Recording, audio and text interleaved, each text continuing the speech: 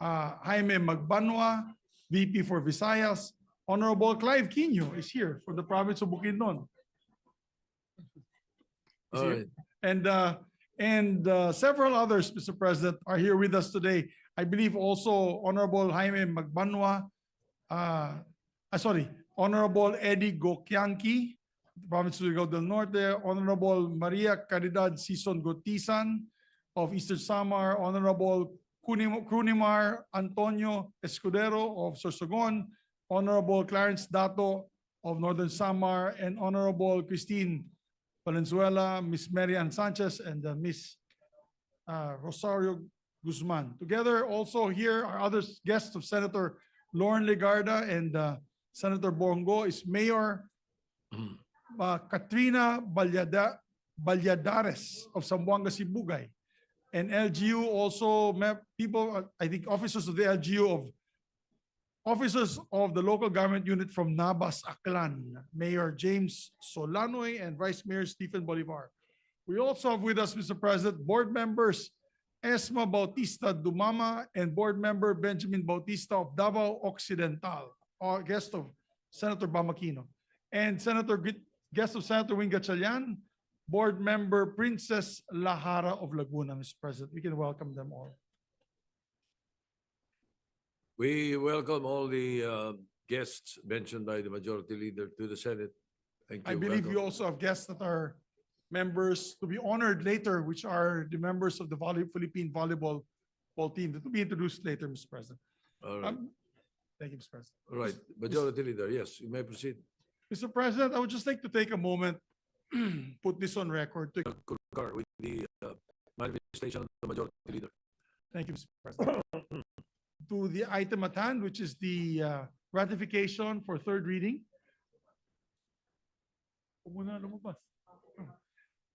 With the consent of the body and upon consultation of the Minority Leader, I move to suspend the rules of the Senate, specifically Rule 36, Section 101, to allow the immediate consideration and approval on third reading of proposed Senate Resolution number 139.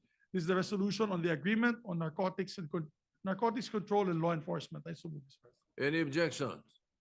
Hearing none, the motion is approved. I move that we vote on third reading of the proposed Senate resolution, Mr. President. You, Can ask the Senate Secretary. Resolution 139? That's All correct, right. Mr. President. Any objection? Hearing none, the Secretary will read the title of the measure without prejudice into inserting into the records the content of the resolution. Resolution concurring in the ratification of the letter of agreement on narcotics control and law enforcement between the government of the Republic of the Philippines and the government of the United States of America. Roll call vote. Roll call vote.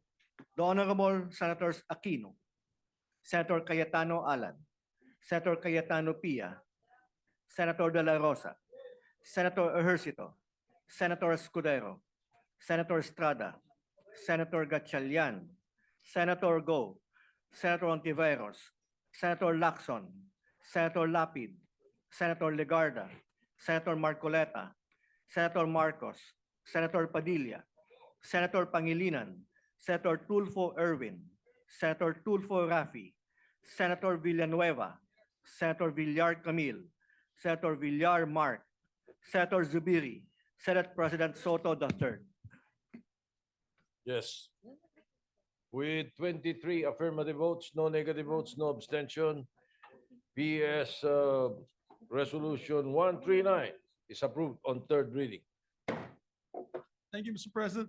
Mr. President, we have a full plate on hand, so I would like to suggest that we just proceed to the solutions on hand.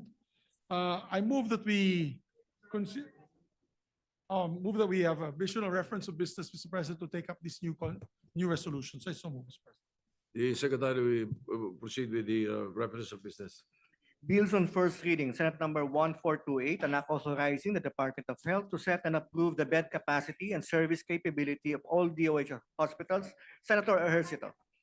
Referred to the Committees on Health and Finance.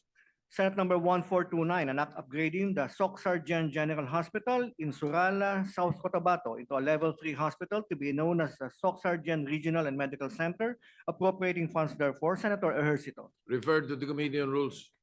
Senate Number 1430, an act instituting a comprehensive national care to encourage cooperation, accountability, and research for the education and support of persons with autism and for other purposes, Senator Tulfo R. To the Committees on Health, Women, and Finance. Senate Number 1433, an act expanding the scope of disclosure of bank and financial deposits, repealing for the purpose pertinent laws on secrecy of deposits, Senator Villanueva. To the Committees on Banks and Justice.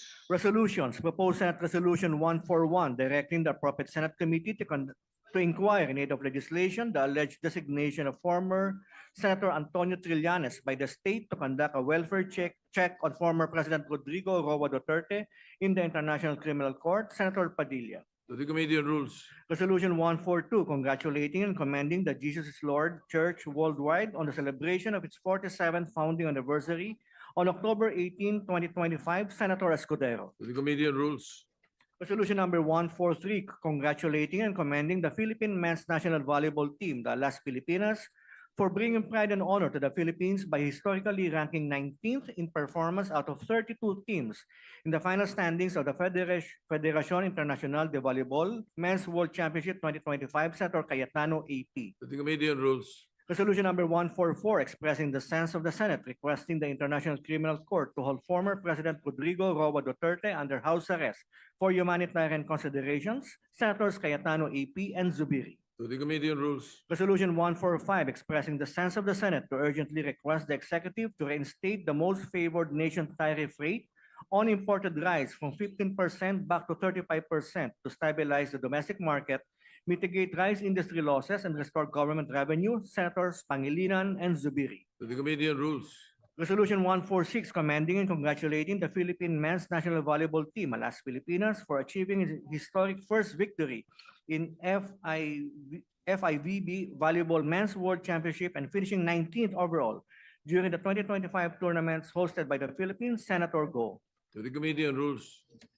Committee reports, Committee Report number 4, submitted jointly by the Committees on Cooperatives, Constitutional Amendments, and Revision of Codes, Ways and Means and Finance, upon the recommendation of its Subcommittee on the Revised Cooperative Code on Senate number 1431 with Senators Marcos, Ontiveros, Gatchalian, Estrada, and Villanueva as authors. An act providing for the Revised Cooperative Code of the Philippines, recommending its approval in substitution of Senate numbers 116, 572, 622, and 867, sponsor Senator Marcos. To the calendar for ordinary business. Committee Report number 5, prepared and submitted jointly by the Committees on Public Information and Mass Media, Civil Service, Government Reorganization and Professional Regulation, and Finance. On Senate number 1432 with Senators Villanueva, Soto III, Pangilinan, Ejercito, Estrada, Tulfo E, and Padilla as authors. An act implementing the people's right to information and the constitutional policies of full public disclosure and honesty in the public service and for other purposes. Recommending its approval in substitution of Senate numbers 49, 189, 720, 770, 853, and 1361, sponsor Senator Padilla. To the calendar for ordinary business. Majority Leader. Thank you, Mr. President. Mr. President, I move that we consider. No need to be- do I need to transfer? Mr. President, I move that we consider proposed resolution number 142, resolution congratulating and commending the Jesus is Lord Church worldwide on the celebration of its 47th founding anniversary. I so move, Mr. President. Any objection? Hearing none, consideration of proposed Senate Resolution 142 is in order. Secretary will read the title of the resolution without prejudice into inserting into the records the content of the resolution. Resolution congratulating and commending the Jesus is Lord Church worldwide on the celebration of its 47th founding anniversary on October 18, 2025. Mr. President, the main sponsor, Senator Francis Escudero, has asked me that to speed up the proceedings, that he had submitted to me the sponsorship speech to be inserted into the records. I so All move, right, Mr. President. hearing no objection, the sponsorship speech of Senator Escudero is inserted into the records. May we also recognize Senator Bato de la Rosa to sponsor the measure. Senator Ronald De La Rosa.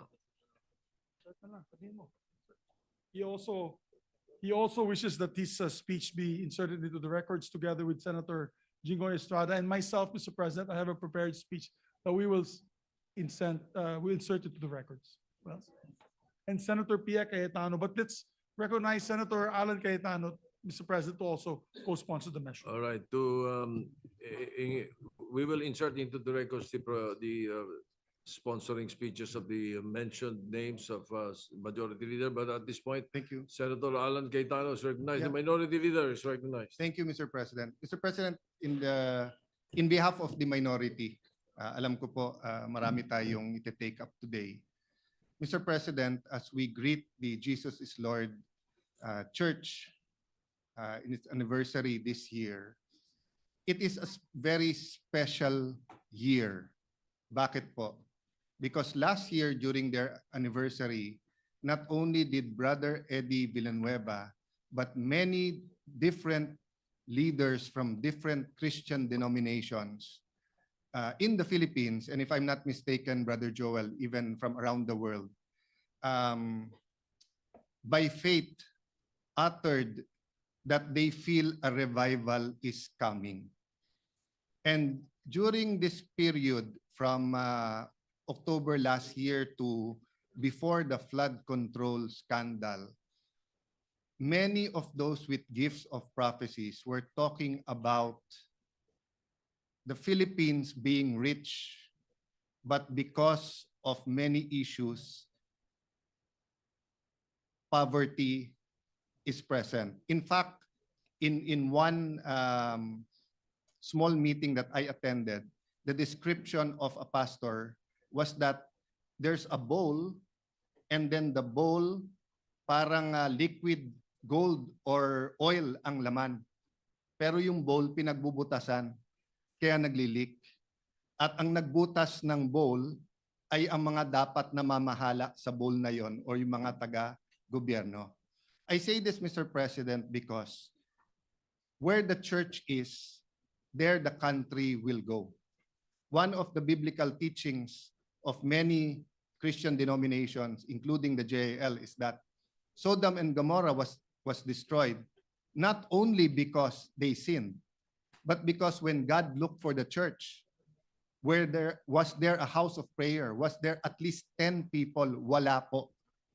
So this year, as we greet the Jesus is Lord Church, we also greeted last year kasi nag 40 years po ang Victory at saka ang Every Nation at saka ang CCF.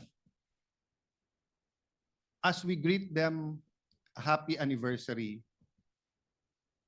we ask them to intercede for our nation, to penetrate all spheres of influence in business, in schools, the youth, the elderly, in hospitals, because truly our country needs not only the prayers, needs the hope, but also needs the leadership.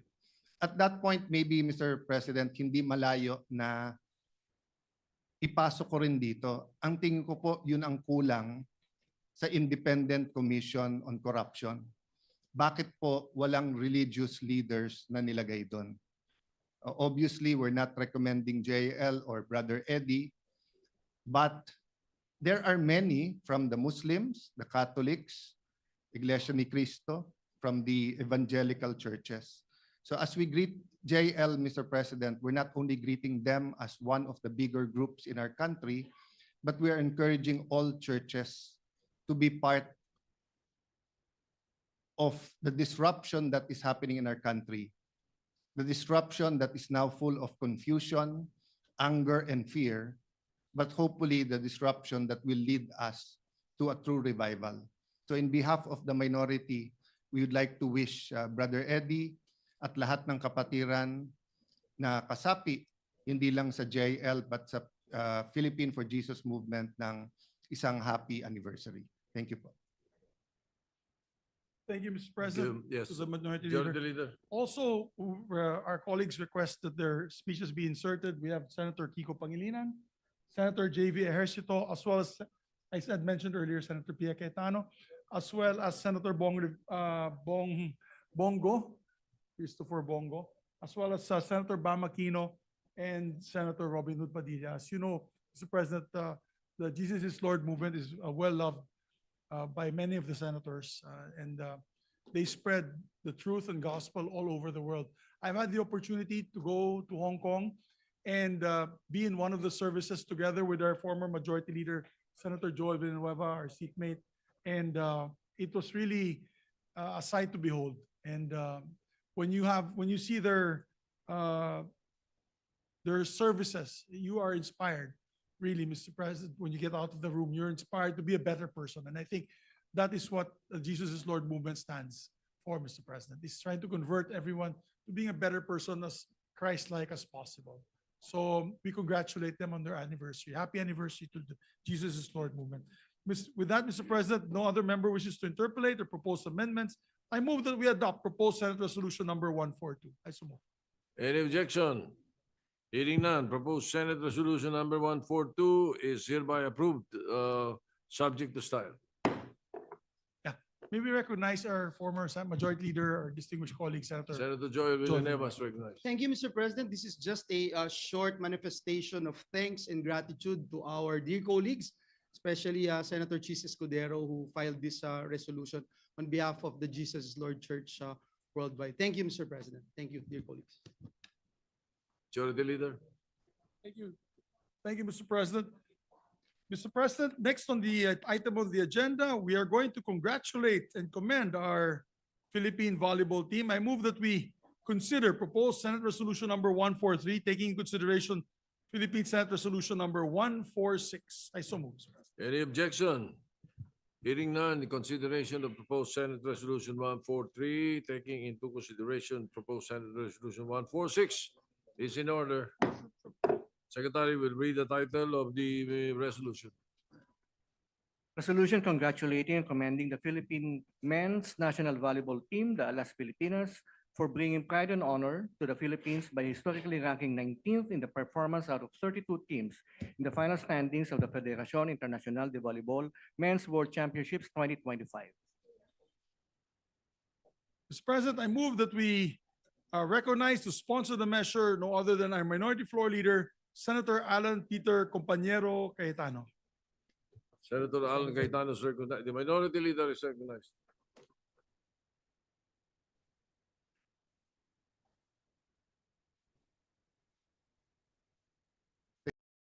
Yung pinakasimple po ay sports. And our Senate President, of course, is no stranger to sports, being a champion bowler and golfer din ba po, Mr. President? No? Of course, our Majority Leader is into martial arts and have supported different NSAs. Pag tinignan niyo po yung sports, kompleto eh. Teamwork, disiplina, wag mag-drugs, yung sinasabi ng mga doktor na wag masyadong maalat, wag masyadong matamis, matulog ng maaga. Every desirable trait that a parent will teach his child is taught in sports. But for many, not only years but decades, parang bang sa Olympics at sa ibang mga international competition, parang kasi mas malaki sila, kasi mas malaki ang pera nila, kasi meron silang grassroots program, kasi yung yung private sector nila grabe pumondo, no? So it's quite honor, Mr. President, for me to stand here today witnessing first the SEA Games in 2019, then the World Basketball Championships, and then now the World Men's Volleyball Championship. Of course, special thanks to the President of the Volleyball Federation, Fabio, and to Tat Suzara. But today, Mr. President, a team that not only made us proud during the SEA Games, but a team that made sure they will pleasantly surprise us.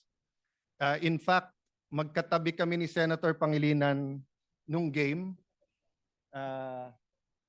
Hindi kami nagpapansinan masyado ni Senator Pangilinan. Magkaibigan kami pero hindi kami magkapareho ng politika. Pero nung malapit na yung points, nagtitinginan na kami at sabay na kami mag-cheer. And then nung nanalo, nagyakapang kaming dalawa. Nakita na lang namin sarili namin, nagyayakapang kaming dalawa. Then biglang may protest pala. At hindi natuloy. So, sports brings Filipinos together. You know, and it was a pleasure sitting beside you and your family, Senator Pangilinan.